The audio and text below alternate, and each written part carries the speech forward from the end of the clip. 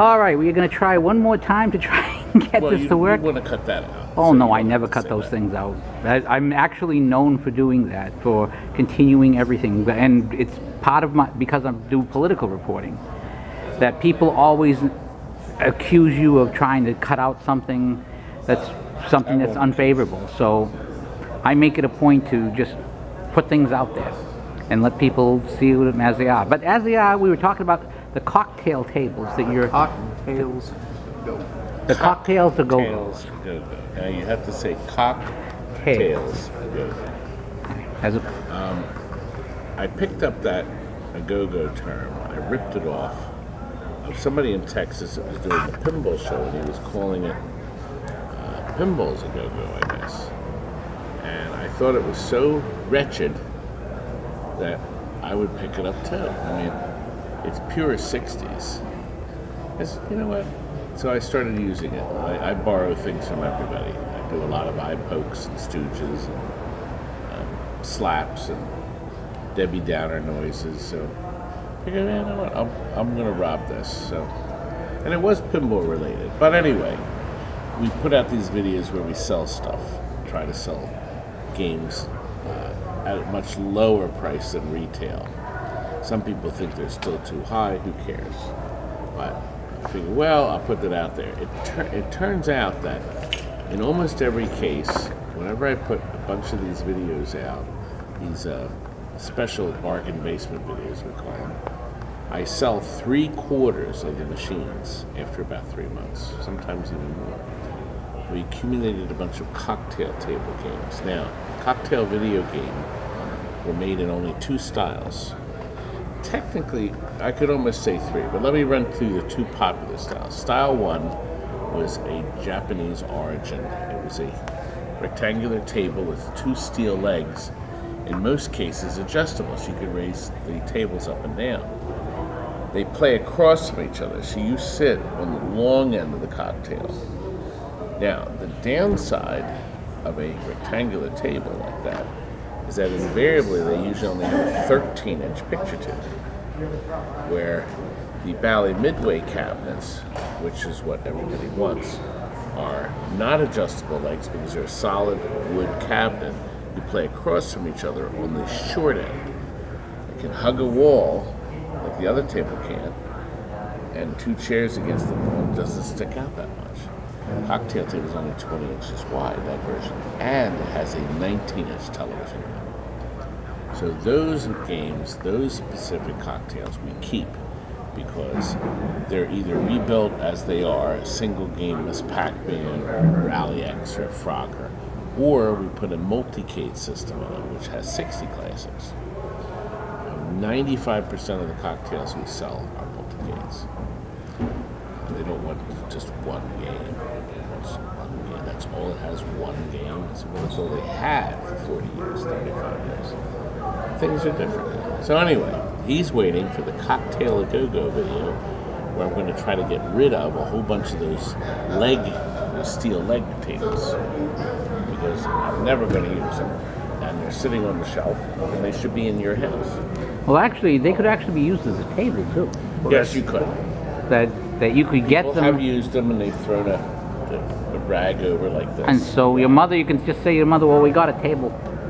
We got a new table. We got a table for the house, and then when she's not around, you take the cover off and start playing games on it. They never know. And she Now, of course, now, if you put Tetris on it, she'll keep it. Will be low priced. We're going to plug them in and see if they work. I'm willing to bet at least half of them don't work. So be it. Now, you mentioned the picture tubes. Now, obviously, there's not a lot of TVs, if there's any in the world, being manufactured with picture tubes these days. So that must be a problem for you when you're selling games and I mean, that picture tubes must eventually go. Right now, it's not. I have dozens of picture tubes that I've been saving, and when a game comes in trade, we assess whether we're going to rebuild it, put an LCD monitor in it, or make it into a multi-cade or whatever. Multi-cades always get flat screens, so we don't bother with picture tubes again. So we've accumulated a lot of monitors. I'm going to say I probably have 75 to 100. various states of decay. Some have perfect, beautiful picture tubes, but the chassis is blown. Others have a good chassis, but the picture tube is missing a color. So we keep them hanging up, and then as we need a tube or a chassis, we pull them off the rack. Anything with heavy burn-in we just throw out. Well, what's the expected life of a picture tube to begin with? Well, if the game is left on day and night, it gets a burn-in. And you can have bright color and clear picture, but you'd still see the Pac-Man maze burned into the screen on the parts that have lighter areas. Can you use old TVs and so forth, or are those? Yes, you could. If you found a 19-inch color TV that was manufactured in the late 60s, early 70s, maybe through the 80s too, there's a really good chance the tube is the same tube used in the TV monitors of the same era. And I've done it. I've opened up the cases of them. We look at the yoke, same plugins. It's a different chassis. And boom, we got a beautiful new, no burn-in picture tube in our game. And we literally recycle the old TV set. So it works out very nice. So you're an environmentalist. Listen, you don't even know it, see? Now, we do a lot of recycling. Now, you have, I understand, a series of 10 books coming out, which is 9 more than what I have out at the moment. Well, book 1 is almost done. I think I mentioned 200 pages, high gloss color, stock, it's thick stock. Who's the publisher? The publisher is from Canada, and he loves our videos, and he was bored, he has a lot of money, and he said, how about if I pay for the book, all the setup, everything. That costs thousands of dollars. The labor, time, and money, and we split the remaining money 50-50. After expenses, obviously. No, includes the expenses. So in other words, he says the book's going to cost $10 to make, and we're going to sell for 30, and he will make 10 and I will make 10. So he gets back his printing book, not printing book. His $10 is coming out of all the setup times. Now, I relinquish the rights to the book. Even though the stories are copyrighted, he will own them. And as long as the book prints. So, reprints, whatever. And we hope to have, the first run's 1,000. But if it sells well, we're going to have it on Amazon at some point. We're going to have a talking book. We're also going to have it on digital book.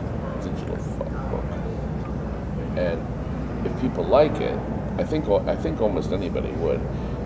He wanted me to design the reading to be what we call a bathroom reading. That means you go to the bathroom for a nice big dump, and you can read one of my stories while you're sitting there. Okay, that's much better than what it could have meant. So we won't go anywhere near that. But of course, you could also do the same thing with the easy chair. So each story is going to be about 3, 4, 5 pages plus pictures of the game, and I'm going to relay interesting anecdotes about the machines, how we overhaul them, what we suggest you do. But there's going to be enough other stuff in there that maybe your wife would be interested in. Oh, speaking of the overhauling and the various games, one of the most fascinating things about this hobby, at least to me, is that the machines right now, these machines are getting a lot more hours of play than they'll get most of the rest of the year. Okay. But so many of them are 20, 30, 40 years old. And yet people, especially customers, expect them to play, expect them to work, and seem shocked if they don't work forever. And I've never really understood that, because that must be a frustration for you as a person who refurbishes and fixes these things. Well, if you think about this carefully, pinball machines were designed for one reason only, one reason.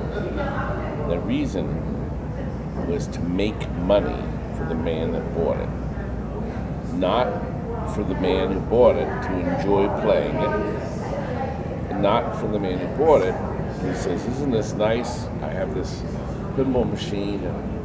No, the machine was designed as a commercial, let's make money. Nobody really cared about the fact that it may have 5-ball multi-ball or 2-ball multi-ball or these things lit up when you did it. They were looking at the cash pan. Every week they'd open up the door, and if that machine made big money, they were happy. They didn't care anything else about the machine. Nowadays, 95% of every pinball machine sold or traded goes into a private home who is not interested in how much money it makes. He's interested in the beauty of the machine, the design, the game features it has, how you achieve multi-ball. He's interested in the content of the pinball machine, not in the cash pan. The complete reversal. So you, therefore, people are discovering that pinball machines that never made a dime on the field. A good case in point is in the showroom out here in the playroom. Robo Wars, Gottlieb Robo Wars, never made any money. It's a great game. Plays fast. You go and play that game, and you're going to say, "This is a really great game. Simple as can be. It used to be cheap to buy." All of a sudden, people realize what a good game it was. Never made any money, but in your house, it's fun. People want to pay. They want the machine. They pay more money for it. So certain games are now being appreciated for how they play, not for the cash pan value. Because think about it. Some of the most rarest games these days, Circus Voltaire, it bombed commercially. That's a great game. It was a disaster. They got rid of it. They were stuck with all these Circus Voltaires. I bought one. I bought 10 when it was closed down. So here you got a piece of equipment that nobody gave a hoot about. Beautifully designed. Now, to be perfectly honest with you, I don't care for the machine. I don't care for it. I don't like the sound. But as a work of art, it's beautiful. It's beautiful. And the guys that built it, nobody gave a crap. And now there's minor celebrities. So in now the people that designed it they're saying that, wow, this is beautiful. They're finally getting recognized. And it's a collector that did this. So this whole market has changed so much. So our big problem, I think, is there's not enough, we're not getting enough new people in it. They're coming in, people are interested, but nobody's willing to spend, let's face it, Robo Wars is $2,500 now. I used to sell for $500. There's not a lot of people that want to put $2,500 into a pinball machine. What about the new ones? They start at $5,500 for a basic model. Basic models are great, but you want to add all the little doodads, you're going to tack another $2,000 onto that. Like when we were talking at the Jersey Jack seminar, the Wizard of Oz spectacular game, you're going to spend $7,000 or $8,000 for No, one. the Ruby is $10,000. $10,000? Oh, this is cosmetics. It's cosmetics. The programming is there, but they've added stuff to it. Stearns is more pro, less mechanical shopping. Yeah. And premium is, look at all this stuff, bells and whistles. Well, a good way to describe the Stern pinballs, the Pro is a street machine. It's designed to go into a coin-operated environment with some fun stuff to do. Fun stuff. But there's less stuff to break. An air ball is less likely to hit something because that ramp is not in the Pro model. It's the cheaper model. So the premium models were designed just to be really to go to homes, limited edition homes. However, I know several locations that advertise that their arcade has all the premium models. Come and play their premium pinballs and not the pros. So it works one way or the other. Well, you also have to have a population base. I mean, what we've noticed, we've been doing a little traveling, and we've been finding a lot of pinball and arcade bars. We're not finding a lot of arcades, but we're finding arcade bars. Especially around Boston. In the Boston area, we found one in Kansas City, and There's a term for it, a barcade. yeah. I know of two. Well, there's two in Philadelphia, and I know the people that go in there. They like the. I won't even say retro. They just like how the place looks. The games, it's nostalgic, but these guys that are going to these bars never played them when they were little because it was past their era. These are 28-year-old guys going in there, 30-year-old guys. The machine's 38 years old, let's say Defender. The machines, they weren't even born. Still have years to go. So they like the retro look. It's kind of a, I guess, bringing back memories of the old days, maybe down the shore or whatever. But it's popular because the machines have this aura about them that make them, especially with the LEDs. Gosh, you put LEDs in these old games, you make them pop. They look beautiful, especially if you have good taste. I've seen some pretty awful LED jobs, but if you do it right, they're beautiful. Now, because pinballs are becoming more personalized, for the individual, and because you have companies like a Jersey Jack, is that a worry for you long term? I mean, in the sense that if people are buying from a Jersey Jack, they're probably going to check with him for repairs and so forth. Does that cut into what you do, or is it a question of by the time it's a worry, you're not going to be worrying about that anymore, or something like that? I always worry what's going to happen with down the road with these new electronics. I can't fix it.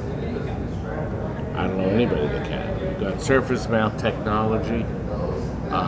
Nobody fixes a 2005 Dell computer. When that computer takes a dump, it gets thrown out. So the technology is there to fix it, but nobody wants to spend the money because it's not worth it. On the other hand, you're not going to throw out a $10,000 Wizard of Oz because one of the boards went bad. You're going to fix it, and you're not going to fix it cheap. So you have to kind of figure, what do you really want? And I like to say that if you blew up, let's suppose you shorted out a